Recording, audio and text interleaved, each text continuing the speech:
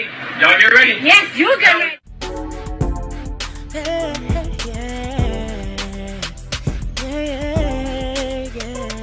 If you want the latest news in the streets, join us and tune in for the tea. Breaking news with integrity. So tell your friends and your family. It's the Lovelyti TV show, bringing you good tea and good vibes. It's the Lovelyti TV show. Be sure to share, like, and subscribe. So before we even get into this, I need y'all to really think about something.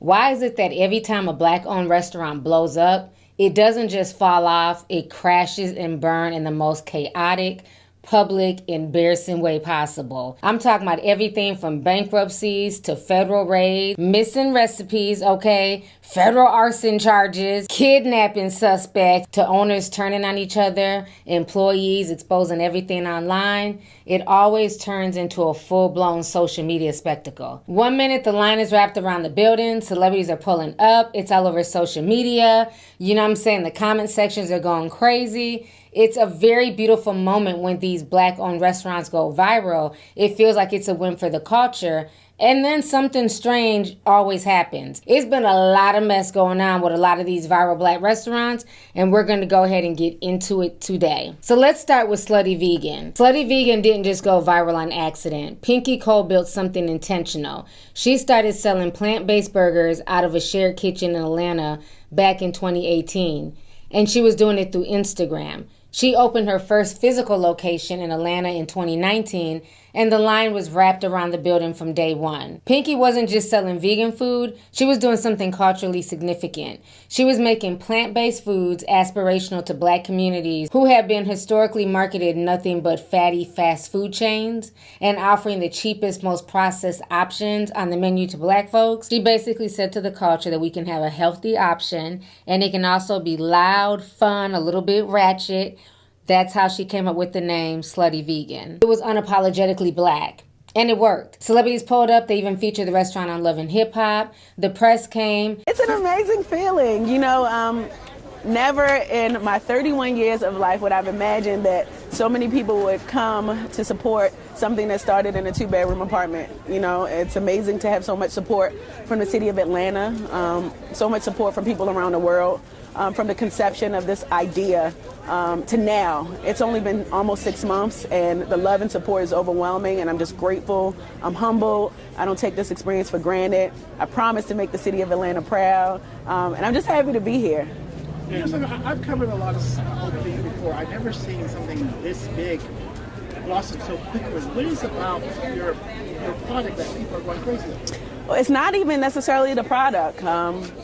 We put a lot of good energy into everything that we do as it relates to Slutty Vegan, and we're excited to come to work every day and to serve the people. And we know that it's bigger than just burgers and fries. Like, we are connecting the culture to something new, to something that sometimes people probably wouldn't even been interested in. You know, for years, veganism hasn't been something that's been welcomed in our community because we probably didn't have the resources or the information. To see so many people come together in the name of food is such a beautiful feeling.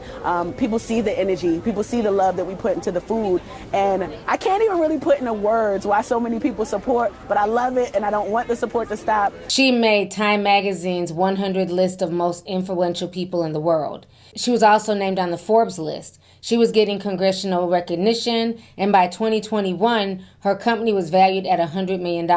That right there is not only a real thing, but it's an actual business achievement that many people never get a chance to see. So what happened is that basically the wheels started coming off. This is what happens when a brand grows faster than the infrastructure underneath it. By 2023, Pinky said in her own words in the Forbes interview, her corporate overhead was $10 million per year. $10 million just to keep the lights on at the corporate level. She was very transparent in her Forbes interview. She said, "It was profitable at a unit level. I did double-digit millions last year in revenue. But when you look at my balance sheet, there's a lot of debt there."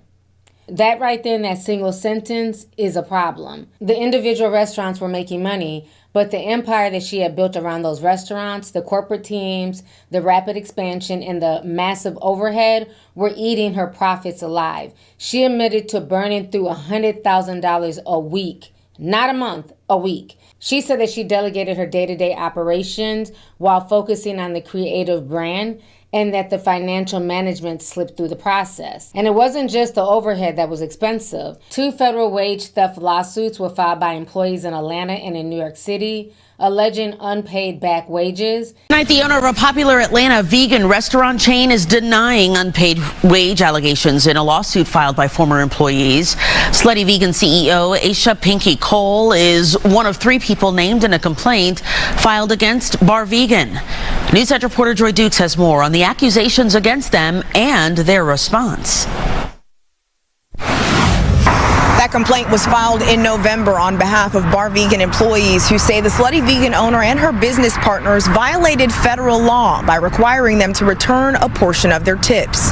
While the co-owners are denying virtually all of those claims. A lawsuit against Bar Vegan filed by attorneys representing 5 of its former employees accuses the restaurant, co-owned by Slutty Vegan creator Aisha Pinky Cole, Aaron Madison, and Jason Crane, of stiffing servers on their tips. The complaint filed in mid-November alleges that the popular hotspot withheld a portion of the tips that servers earned while paying them below minimum wage. This is a type of case we handle a lot of these here in our office, and it's based off of the tip credit regulations. Attorney Travis Faust represents those former employees, including Morgan Georgia, who said she worked at Bar Vegan for more than 2 years, and during that time, the restaurant paid her $2.13 an hour, while also requiring her to give up 25% of her tips. Our allegations are, and what our clients say, is that Bar Vegan was keeping a large percentage of those tips to cover operational costs of the restaurants. An Atlanta landlord sued the company in August of 2025 for $87,000 in unpaid rent on 2 Atlanta storefronts. By 2024, she had accumulated over $20 million in debt and relinquished the ownership of Slutty Vegan entirely while it went through a state-level reconstructing process. She said she did not want to face public scrutiny. She said she didn't want to face a bunch of opinions from other people because she knew what she had built and how much people loved it. But she had no choice. She was able to buy the company back in March of 2025, and she bought it back under a new parent company called Ain't Nobody Coming to See You, Otis. Girl, okay. She reduced the brand from 14 locations down to 5 and declared it Slutty Vegan 2.0 and called it a fresh start. She announced this new franchise opportunity in 2025. Then in February 2026, she filed for Chapter 11 personal bankruptcy, citing $1.4 million in debt, also $1.2 million to the Small Business Administration for a COVID-related loan that she received that she was supposed to pay back, and then also $192,000 in Georgia state taxes that she hadn't paid. On New Tonight, the founder of Slutty Vegan and a recent addition to the Real Housewives of Atlanta cast has just filed for bankruptcy. Our partners at the Atlanta Business Chronicle reporting that Pinky Cole owes more than $1 million in small business loans and $192,000 in state taxes. Cole has been in the news over the past few years here for financial troubles involving her vegan fast food chain. She said in her bankruptcy filing that she is currently not receiving pay stubs and listed herself as unemployed. The court documents revealed that she listed $15,000 in designer shoes, a $5,000 French bulldog is her asset. She also listed herself as unemployed in the filing. And then if that wasn't crazy enough, while she was filing for bankruptcy, she announced that she was joining the cast of The Real Housewives of Atlanta, Season 17, which premieres on April 5th, 2026. So she filed for personal bankruptcy, all the while joining The Real Housewives of Atlanta. It's giving Teresa and Joe Giudice tease. I hope she's very honest about her bankruptcy and is not on The Real Housewives of Atlanta fronting and flossing, because this could come back to bite her in the ass, okay? So back on March 25th, a creditor named Guardian Asset Management changed the locks to her 6-bedroom Loganville property and posted a notice on the window claiming they had taken over the home. She could not get inside. She filed an emergency motion in bankruptcy court, and on March 26th, a federal judge ruled that she could get her home back because the automatic state protection under federal bankruptcy law means creditors cannot seize assets after filing bankruptcy without court approval. More money problems for Pinky Cole. She's the owner of Atlanta's Slutty Vegan restaurant chain. She is now fighting back after creditors allegedly seized one of her homes.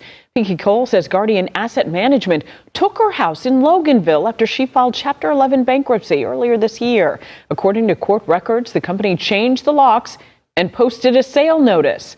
She is now asking that the property be returned. So for right now, Pinky Cole does have her home back thanks to the federal judge ruling. And she has the 5 Slutty Vegan locations, and she's also on the Real Housewives of Atlanta.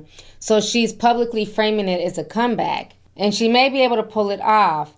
But what I want y'all to understand about this situation is that Pinky Cole made real business mistakes. The problem is that when you grow that fast, right, sometimes you put basketball players on a golf course. Her overhead was real, the debt was real, and she grew way too fast. She was better off keeping her vegan truck and then having the one location at the Ponce Market in Atlanta, because that's the one location I went to, and the food was good.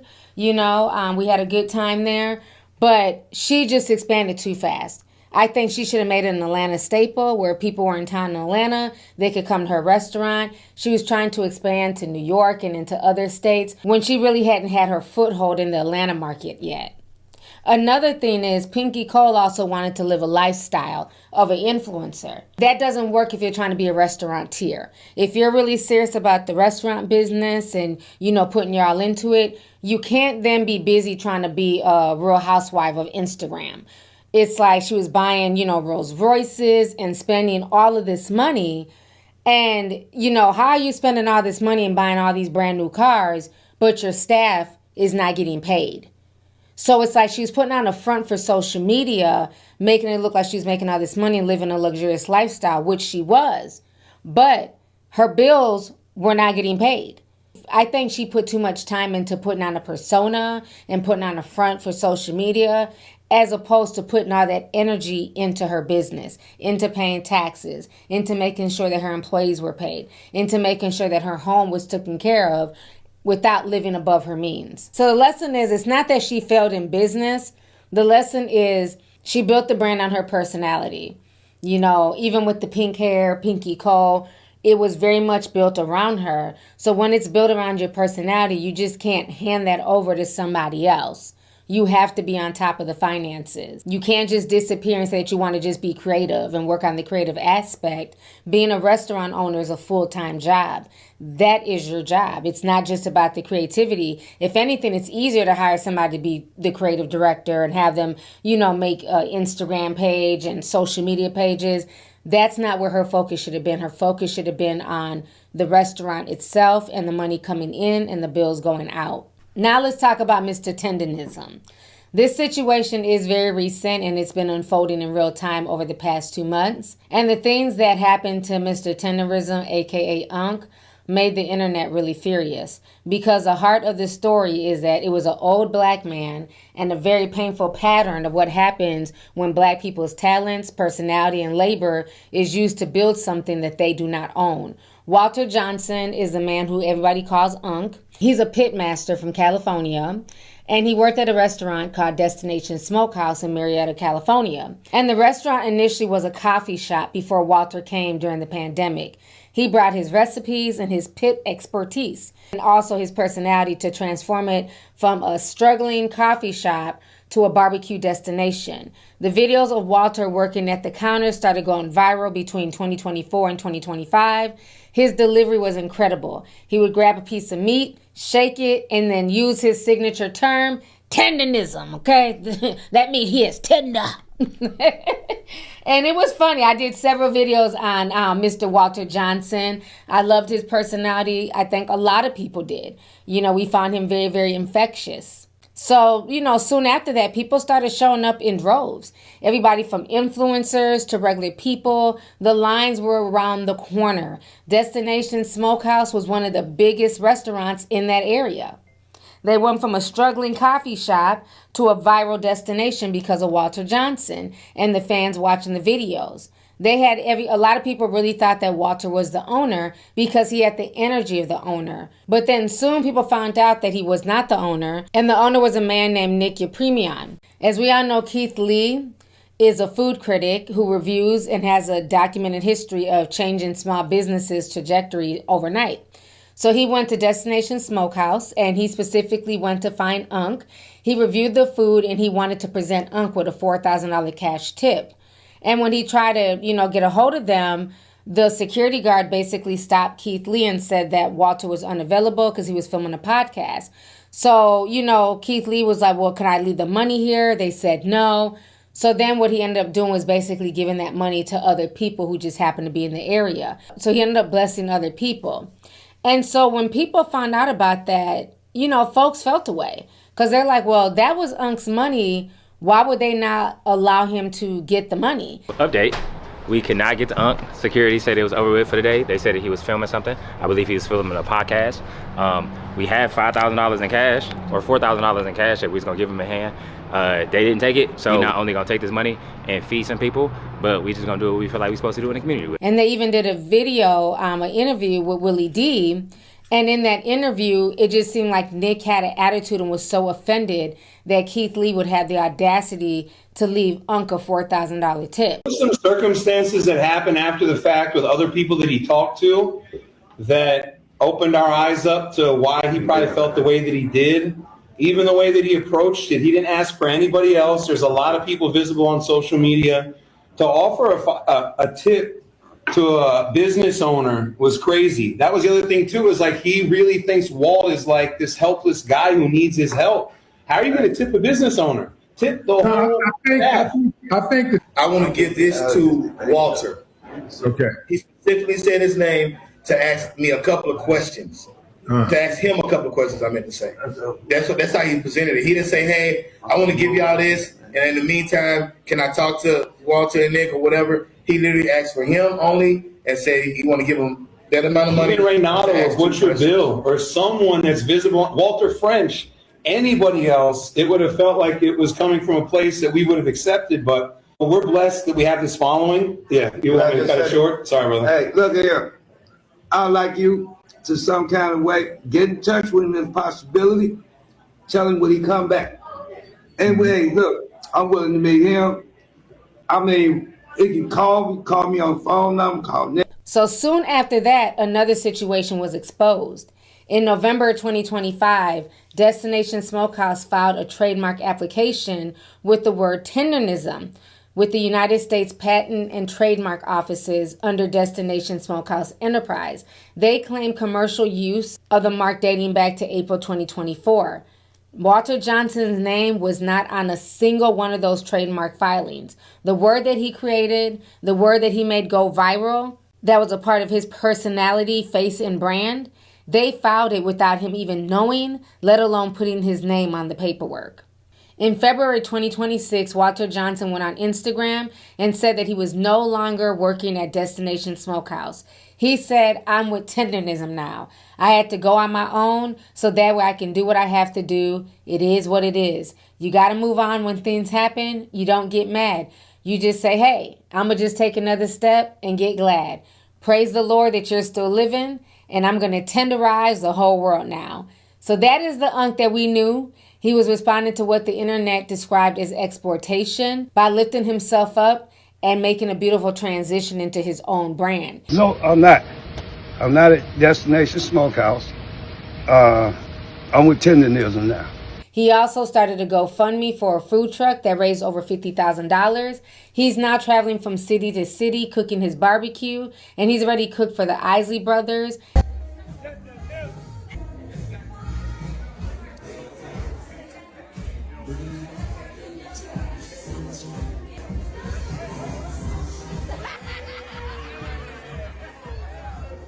He's been on a lot of shows, podcasts since then. So he's literally living his best life. So now what's very interesting is that Nick put out a response video and said that Walter was never asked to leave and that the trademark was not filed without his knowledge and that Walter was an early source of inspiration for him. Then he said he was proud of Walter for building something on his own, as if Walter had not spent years building something for Destination Smokehouse that made it worth going to in the first place. The internet was not moved by his statement. And, people really felt the way like he was trying to minimize what Walter did for that restaurant. It shortchanges so many other people who built this business, including this guy, who when I met him had absolutely zero. At the end of the building, my brother here, he told me it was going to happen. It happened. What do you guys say, man? Hey, man, look here. That's what we live for, my brother. That's what we live for. Yes, sir. We want to get them black diamond oxtail. Just let me up there. Come on. Oh, no, I didn't, man. Let's do Come this on, right. man. Come on, Man. Come on with that. Hey, man. Go ahead. Hey, but just like I told Nick yesterday, man, we going to do this but we going to do the thing. Walter Johnson created the word, he created the persona, and he created the reason that people drove miles, flew in from out of town just to come to Destination Smokehouse. So when the trademark was filed, it was filed in the restaurant owner's company's name, and a lot of people would never forgive Nick for that. But since then, it looks like Nick is struggling. He's not getting as much business. Now he's backtracking and saying that meat is not supposed to fall off the bone. So all of a sudden, now that Mr. Tendernism gone, the meat ain't supposed to fall off the bone? Oh, okay. You don't want it to fall off the bone. You don't really want a pulled pork bite of this. You want to taste something where there's more pork flavor, more integrity left in the meat. More integrity left in the meat. But you weren't saying all of that when it was Mr. Tendernism recipe. Okay. Look at this.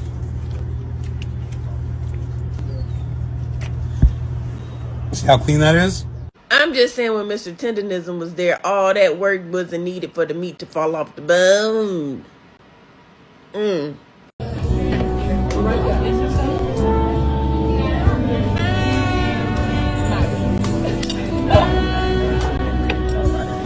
I guess since Unc is not there being the pit master, the meat looks a lot more dry and people are not feeling it. And so his business has been severely impacted because of his ego. Social media and cancel culture is wild, you guys. Boys and I came to get a donut and a drink next door to Destination Smokehouse. This line used to be wrapped all the way around the building. We'd watch it all the time. Now here we are, half hour before opening. So now let's get into Crab Queenz and blame it on Quay, because this has a lot of layers to it. I remember flying out to LA to go and support it. I believe it was during BET weekend, and we all went out there. We went to the restaurant. There was a lot of celebrities. I remember Black Ink was there, Black China, and we waited to get some food. Food never came. They ended up selling out, so we didn't get to try the crab legs or anything. But it was really dope. I was really proud of him to see him going from this character TT on Instagram to owning his own, quote unquote, owning his own restaurant. So initially, Quay was an influencer. He used to wear wigs and run around with Lala and everything else. And then in 2018, a woman named Tonique Clay came to him with a business opportunity. Tonique Clay is important because she's the real architect of Crab Queenz. But at this point, we didn't know that. We just thought Quay was the owner of Crab Queenz. Tonique founded Crab Queenz in Baton Rouge, Louisiana in 2017. She created the menu, the signature butter recipe sauce. She created the concept of combining seafood boils with daiquiris, which is the one thing that made the restaurant feel like a party and not just a meal. She built it from scratch and made it successful in Baton Rouge before she ever approached Quay. What she came to Quay with was an offer to be a partner in expanding the Houston location and the LA location as well. His role was to platform his millions of followers. His personality could draw crowds to the grand opening and keep people talking about the restaurant online. He was not the recipe creator. He was not the concept developer. He was the face and the reach. When the Houston location opened in November 2018, the line was wrapped around the building in the rain. Hundreds of people showed up on opening day in a downpour because Blame It On Quay had an audience. Congresswoman Sheila Jackson Lee came to the opening as well. The restaurant expanded to Los Angeles in June of 2019, right across from the Staples Center, which was prime location. And then they expanded to Atlanta as well in 2019 in the old Gladys Knight's Chicken and Waffle location with the New Orleans style second line parade for the opening. Then they opened another location in Jackson, Mississippi in March of 2020. 4 locations in less than 2 years. That expansion was powered by Quay's platform. You're taking social media and you're making it a business, which is so hard for so many people to do. I mean, we see corporations struggling to make social media a business. And you're starting other things like restaurants like Crab Queenz, right? I'm so excited. I'm Me so too. excited. I want the food. I'm hungry. I want to No, eat. 100%. I've always loved making people happy and making people feel good, and I love food, so I wanted to extend my legacy outside of social media and Crab Queenz was the perfect way to do it. I've 100% fell in love with owning a restaurant. I never imagined having one, and to look outside the window in LA at the LA location, see there's lines down the street every single day is 100% such a blessing. Why seafood? I love seafood. I think it's one of those foods where you eat and you don't just eat, but it's a conversation. Like it's a fun You gotta work for type the of food. Yeah, you gotta work, and you drink beer and you drink alcohol and daiquiris and stuff like that with the food. It's perfect. And then in May of 2021, Quay Rogers resigned from his role as partner in Crab Queenz. The details of why were not made fully public at the time. What came out after he resigned is what took the situation from a quiet business split into a full-blown legal dispute. And this is when we all found out on social media that Quay did not own those restaurants. A lot of us thought that he was the owner. So what happened shortly is he admitted to not being the owner. He talked about, Tonique Clay, but then he launched his own line of seafood butter sauces called Smack'em Sauce. And Tonique Clay, the woman who created the butter sauce recipes that made Crab Queenz famous, filed a lawsuit alleging copyright infringement. Her lawsuit claimed that Quay, after resigning from the partnership, used recipes that she had developed for Crab Queenz to create a competing sauce line. The lawsuit alleged that he violated a confidentiality agreement and was passing off Crab Queenz sauces as his own creation. So the woman whose recipe you used to build your platform is now suing you for taking those recipes when you left. Now that's a messy ass situation, honey. Throughout Quay's time as partner, the restaurant was presented to the media and on social media to make it believable to the audience that Quay was the owner and the creator and the one behind everything. His name, his face, his platform were the ones that the press were interviewing. His Instagram account was what people were following to stay up to date on openings and events. Tonique Clay, who funded the concept and created the recipes and built the original Baton Rouge business that made the concept worth expanding, was frequently presented in media coverage as his partner and not the founder. When the Houstonian magazine did their profile of the Houston opening, the interview was entirely with Quay. Tonique appeared to be quoted as a character in Quay's story, and that is the dynamic that created the conditions for everything to fall apart. When the public believes that one person created something and another person who actually built it, the legal and financial fallout gets very complicated fast. You can tell that after a while she started feeling away because this was her baby, this was her concept. And I think maybe jealousy kind of crept in there because everybody was believing that this was Quay's genius idea. I remember people even saying, where did he get the money to open up these restaurants? And folks were saying that maybe Tyler Perry helped him and maybe Tyler Perry was helping fund the restaurants because he had did some work for Tyler Perry, but come to find out it was this black woman. But that's where she messed up. She should have said from jump that this was a business partnership. So that way she could have got the shine as well. And it wouldn't have been any animosity or ill will or, any feelings. But yeah, when you use an influencer or somebody with a big platform to be the face of your brand, sometimes it can leave the owner feeling away. Just ask Nick, okay? So now let's go ahead and talk about the Turkey Leg Hut. This is not just a restaurant, honey. This is a full-blown Houston saga. A multi-chaptered saga with celebrity clientele, cheating allegations, a divorce, a bankruptcy, federal arson charges, a flamethrower attachment on a shotgun, a second person arrested for hiding a kidnapping suspect, and 35 health code violations. And now they're talking about a possible comeback in 2026. So let's go ahead and break this down. The Turkey Leg Hut in Houston's 3rd Ward in late 2017. It was founded by Lindell Price, also known as Lynn, and Nakia Holmes, who were married at the time and built the restaurant together. The concept was brilliant and simple. Huge, oversized, stuffed turkey legs, sold out of what was essentially a small spot in the 3rd Ward. The presentation was extraordinary. The legs were enormous. They were being stuffed with things like crawfish, lobster mac and cheese. They were being served with specialty cocktails. And when the photos and the videos hit social media, people went crazy for them. It went viral all over social media, and the line started wrapping around the building, and it never stopped. Celebrities pulled up, athletes came through, influencers made the Turkey Leg Hut a required stop on any Houston trip. It was in a historically black neighborhood. It was a black-owned institution, and the whole country wanted access to it. It felt like something real. Then the drama started coming in waves. First came complaints about the dress code. The Turkey Leg Hut began enforcing strict dress codes that banned certain clothing items. When customers, particularly black men, felt like they were being profiled or discriminated against in their enforcement policy, the backlash on social media was significant. People felt like the restaurant had turned its back on the very community it came from. The owners defended the policy, but the optics were damaging because the audience is always watching and the audience doesn't forget anything. Then the cheating rumors came, and what the internet described as the public unraveling of Lynn and Nakia's marriage. The personal drama became inseparable from the restaurant drama. As the couple separated, the business began showing strain. In March of 2024, Nakia Homes filed for Chapter 11 bankruptcy for the Turkey Leg Hut, which had millions of dollars in debt.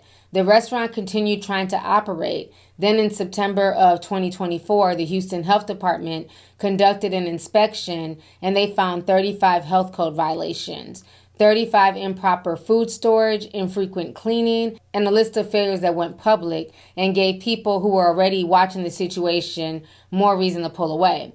The restaurant owed $1.2 million in outstanding debt and lawsuit fees, according to court records. The landlord terminated the lease. The Turkey Leg Hut closed indefinitely in November 2024 after 9 years in business. The Third Ward lost one of its most famous institutions.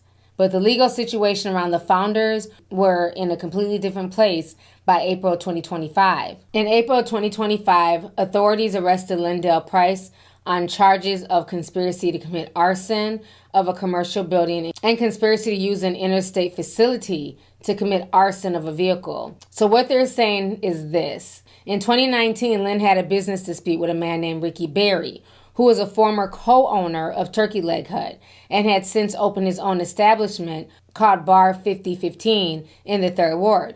According to the federal indictment, in the early morning hours of June 2020, Lynn Price recruited 3 men, including his cousin John Price and a man named Amari Williams, to pour gasoline at the entrance ramp of Bar 5015 and set it on fire. The building exploded.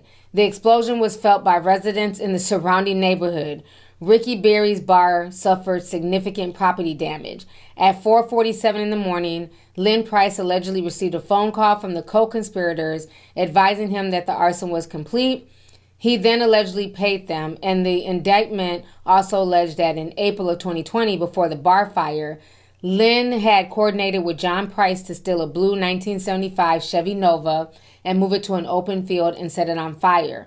Prosecutors believe that the vehicle fire was either a test run or a warning before they moved to the bigger target. Lynn Price pled not guilty to all charges and is maintaining his innocence. Then another crazy incident happened in October 2025. 3 additional federal charges were filed against Lynn Price. 1 count of possession of a firearm in furtherance of drug trafficking, and 2 counts of a felon in possession of a firearm. Court documents allege that he possessed a shotgun in April 7th of 2022, and that in March 15th of 2023, he possessed a 12-gauge shotgun with an attached flamethrower. They also allege that he was distributing marijuana from October 2019 through April 2022. He is currently in federal custody pending trial. For the building arson charges alone, each count carries up to 20 years in federal prison and a $250,000 fine. Then in October 2025, the ex-wife, Nakia Holmes, was arrested separately and charged with hindering apprehension of an aggravated kidnapping suspect named Jonathan Cezanne. According to court records, Cezanne had allegedly held a woman against her will for 6 hours, beaten her with a tire iron, forced her into his car, and dropped her at the hospital after she promised not to call the police. The victim had lacerations on her face, staples in her head, and stitches on her toes from biting. Deputies traced Cezanne to Nakia's home and arrested him while he was trying to escape. Holmes was charged with a felony for allegedly harboring him. She has maintained her innocence and said she had no idea what Cezanne had done. Then in March of 2026, Nakia Holmes posted a reflective Instagram reel where she walked through a storage space containing the Turkey Leg Hut branding trucks and equipment. She did not announce a reopening date, but the caption said, "The brand carries my story, my scars, my strength. The rebirth isn't about proving anything. It's about honoring what I survived." She also referenced a completely new look, new logo, and everything, suggesting that she's planning on bringing the Turkey Leg Hut back in some shape or form. The internet doesn't know what to do with this information yet. Some people are rooting for her. Other people are saying she's trash and a scammer and we will never go to her restaurant. We did go to the Turkey Leg Hut. The line was still relatively long. I don't eat turkey, so I didn't get any food. But they also owned a seafood restaurant that was like right next door. So we were getting some oysters.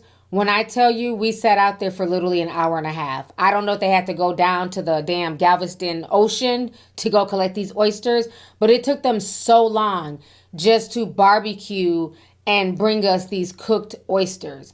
Now, when we got them, they were good. It was not worth sitting there for over an hour and a half in the hot sun waiting for some damn cooked oysters. So that was frustrating, but, you know, that's my experience with Turkey Leg Hut. I went to the seafood side.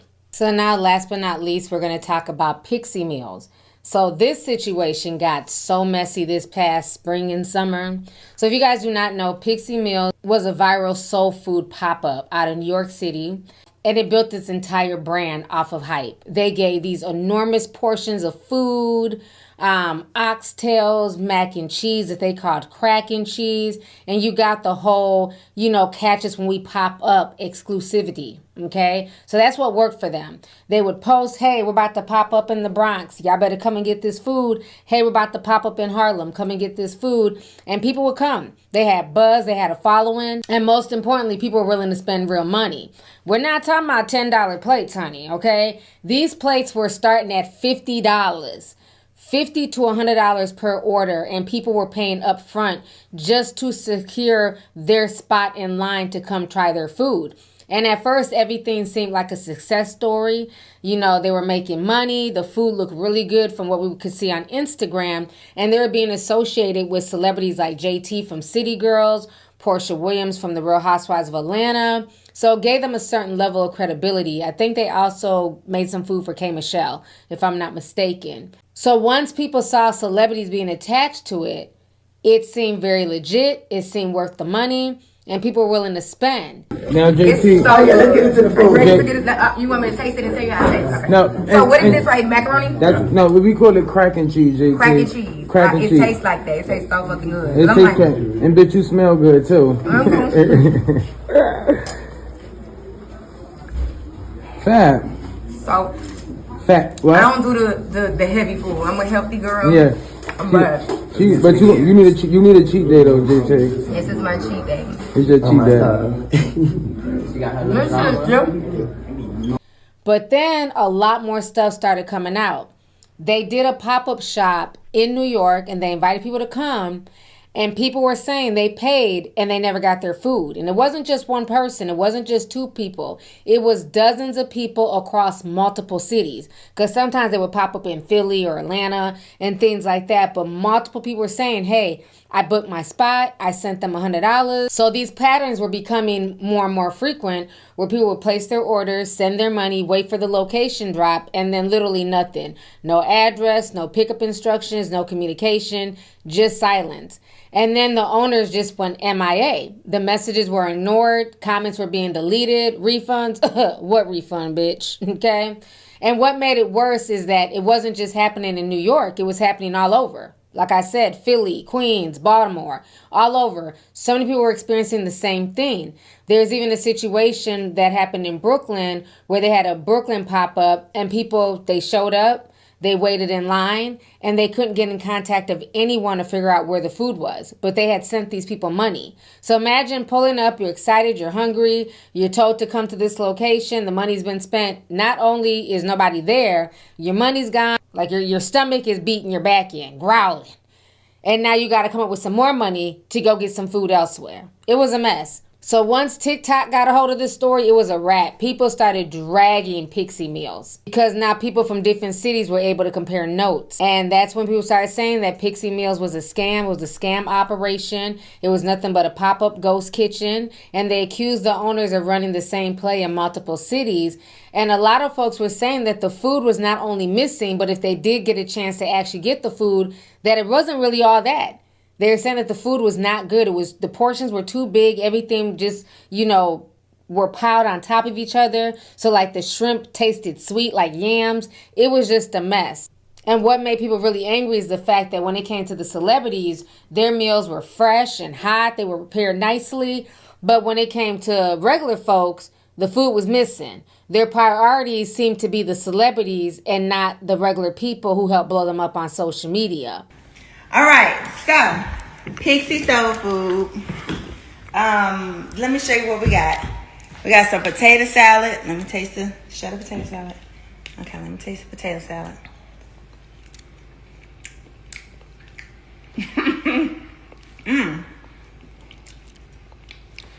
That's official. That is official, okay? 100%. Okay, somebody grandma with big fat elbows made that. Okay.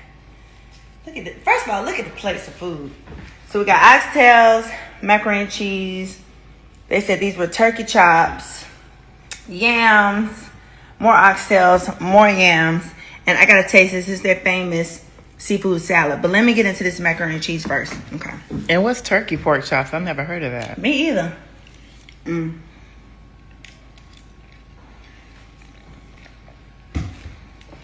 Was it good, girl? Why I had to find them when I'm trying to go on my diet? The customers were saying, hey, I didn't get my order. Can I get my refund?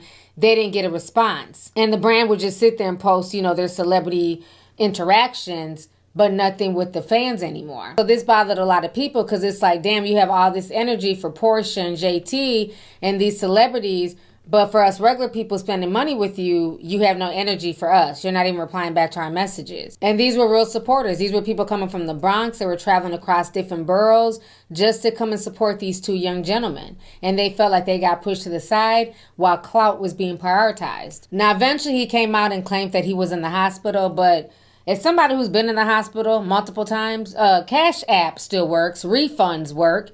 You can still send money while being in the hospital bed. I mean, unless you're like in ICU or something like that, you can refund people, so that was an excuse. So the other day I made a video about Pixie Meals. Then I found this page on Instagram says Pixie's victims. This is allegedly all of Pixie Meals' victims because allegedly Pixie Meals has been scamming y'all. And I have notes.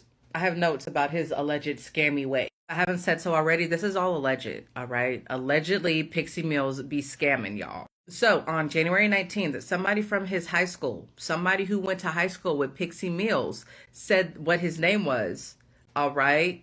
I'm not going to say his first name, but his last name is Thrope.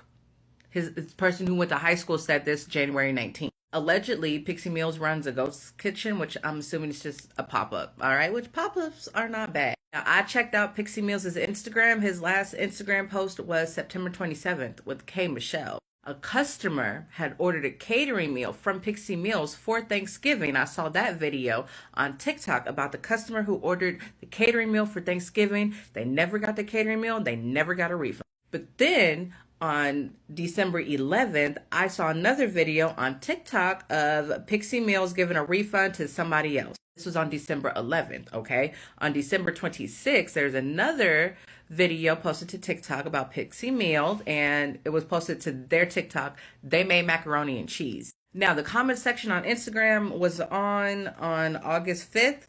2 days later, August 7th, comment section, I am assuming it's turned off. You can't comment shit on Instagram.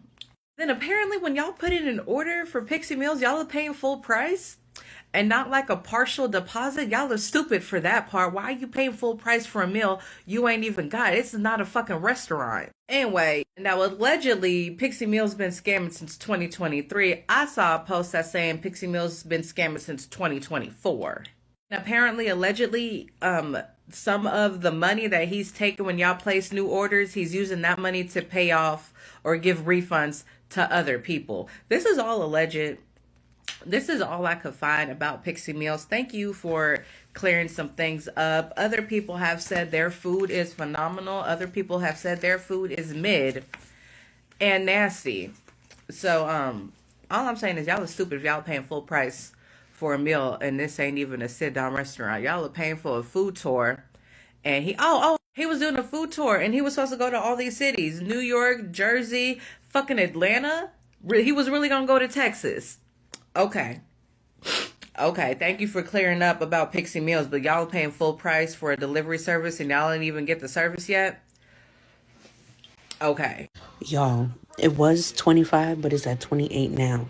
Let's keep running this up, y'all. If you haven't already, please go sign this petition. This petition was made to hold Pixie Meals accountable for the unethical business practices that he has been doing to a lot of people, including myself. This man done got me for $100 and has been giving me the runaround ever since with giving me my money back. And it's been well over a month now. And to be honest, if I've lost out on $100, I'm perfectly fine with that, okay? This would not be the first L that I've taken in my life. But I tell you this much, one thing's for certain, two things for sure, is that God don't like ugly. And I promise you this man will not know peace when it comes to me, okay? And let's not forget to mention that I am not the only person that has been affected by this man and his unprofessionalism, okay? There is so many more other people that has been affected by this man. So please, I am not asking anybody for any money. I'm just simply asking for your support with signing this petition so that we can put a stop to this so that nobody else ever has to go through this again. But now after all the backlash, they're attempting to rebrand. They're talking about starting fresh. They want the internet audience to give them a second chance, and they're going to do things differently moving forward.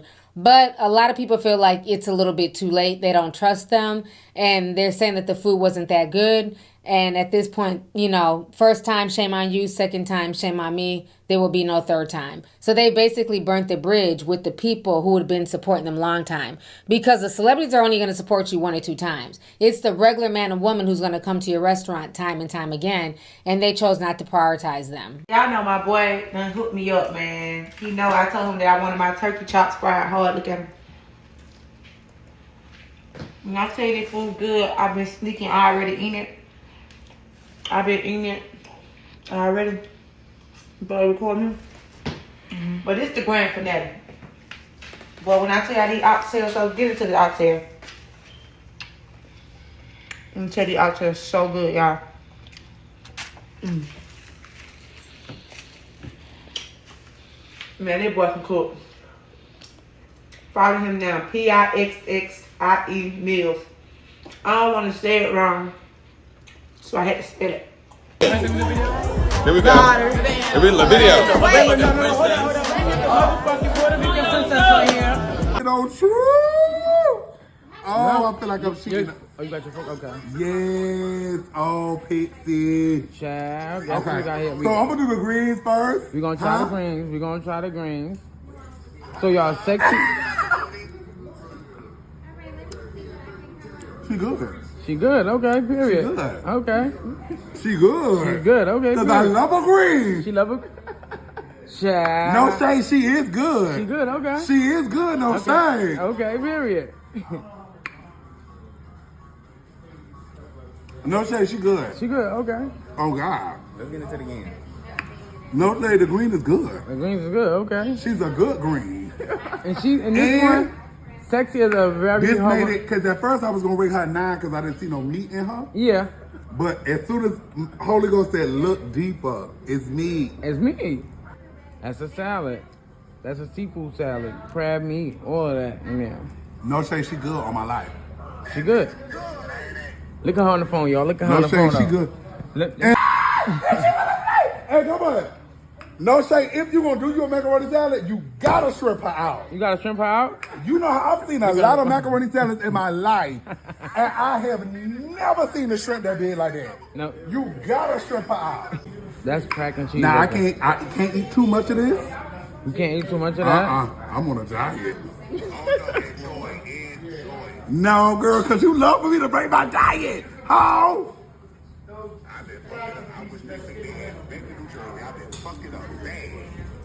You hear? She good. No shade, she good. She good. Cause when I tell you I was so worried. No shade, she good. Could I get me a walk-in? Could I get me a walk-in? Yes. So even outside of the scamming allegations, there were already a lot of red flags. Customers said that the wait times were crazy, the organization was chaotic, and the food was not worth the price. You know, you're paying $50 per plate. You expect the food to taste like something. So a lot of folks were saying it just wasn't worth it. Now, there were some, positive reviews early on, but you can tell as they blew up and got more social media famous, the quality started falling off, unfortunately. And once the trust is broken, it's very hard to come back from that. So once again, this is what happens when hype grows faster than the structure, when demand grows faster than preparation, and when clout becomes more important than the customers that you're supposed to care about. Because when you ask people to pay up front, you're not just selling food, you're selling trust. And once that trust is gone, it doesn't matter how viral you are, it doesn't matter who you served, it doesn't matter how good your food looked on Instagram. Once you ruin that trust, that tears down everything concerning your platform. So when you look at all of these stories together, everything from Slutty Vegan to Mr. Tendernism, I don't think these businesses failed because these people were bad people. I think what happened is that some of them were taken advantage of and some of them built real things and lost them because of bad decisions. So going viral is a test. And most businesses, not just Black owned, but most businesses, period, are not built to pass that test on the day it arrives. The lines are wrapped around the building before the kitchen is ready. The celebrities show up before the systems are in place. The media starts calling it an empire before anybody has even checked if the foundation can actually hold that kind of weight. Okay, so they're under all of this pressure and it hits a lot of these business owners all at once. And the cracks not only show, but they tend to spread really fast. And then add another layer to that. These were all Black owned businesses. So that pressure is even more different because when you're Black, you're not just running a restaurant. You're becoming a symbol. You're becoming proof, your representation. You're something that the community wants to protect, celebrate, and even project onto. And that kind of weight is extremely heavy. We've seen that happen recently with Mama Nose's gumbo, okay? We have new details on what health inspectors found before temporarily closing Mama Tino's gumbo at the rodeo last week. Inspectors found multiple issues, including with proper cooling and thawing methods. KPRC2 News reporter Bryce Newberry live in the newsroom with what else is in these records. Bryce. Andy, we obtained this 3-page report from the Houston Health Department, and one of the biggest issues, inspectors found thawed seafood, crab and shrimp to be exact, in bags labeled keep frozen. That led to the temporary closure of Mama Tina's gumbo shop. This investigation started when a customer reported the gumbo made her sick, allegedly telling the health department she had nausea and chills and even vomited blood. When inspectors visited the gumbo shop serving up Beyonce's mother's recipe, they found several issues. After being prepared at an off-site location that wasn't part of the permit, inspectors couldn't find any documentation showing proper cooling temperatures or times. No date labels on the already prepped food, and frozen food was not kept frozen. Inspectors say the operators of Mama Tina's Gumbo were cooperative and wanted to get in with compliance with the department.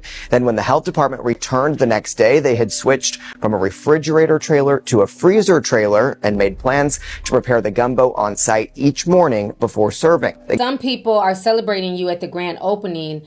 They're also watching closely when things start to fall apart. And the same social media that helped you go viral, it doesn't slow down for your struggles. They record everything, they amplify everything, they monetize everything. They show the rise and fall of your business in real time. Because at the end of the day, it's all engagement. So once again, we have different restaurants, different years, but the same exact machine. So maybe the real conversation that we need to have is not just what went wrong, but what needs to be in place before the spotlight ever shows up. Because going viral should not be the goal. Being prepared for what comes after it is what your goal should be. Meaning that if you want your restaurant to be successful, slower growth, stronger infrastructure, a real business system in place. Not just, a wall of grass, not just neon lights, not just, beautiful aesthetics for Instagram. There needs to be real business structure. Because viral fame is loud and it's fast and everybody shows up. But sustainability, that's quiet. That's the part that's really going to show if you're going to be here a year from now, 5 years from now, 10 years from now. And the businesses that truly last, they're not seeking to trend. They're seeking to have good customer service, to make good food, and to make customers want to come back. So tea sippers, I leave the conversation up to you guys. What do you guys think about this story? Do you think that it's just bad business decisions, or do you feel like it's a deeper pattern when it comes to Black-owned restaurants going viral? So I look forward to reading y'all's comments down below. So make sure you guys hit this video with a like. Feel free to share the video. And most importantly, make sure you're still subscribed to the channel. And I'll talk to y'all later. Deuces. Latest news in the streets. Join us and tune in for the tea. Breaking news with integrity. So tell your friends and your family. It's the Lovelyti TV show. Bringing you good tea and good vibes. It's the Lovelyti TV show. Be sure to share, like, and subscribe.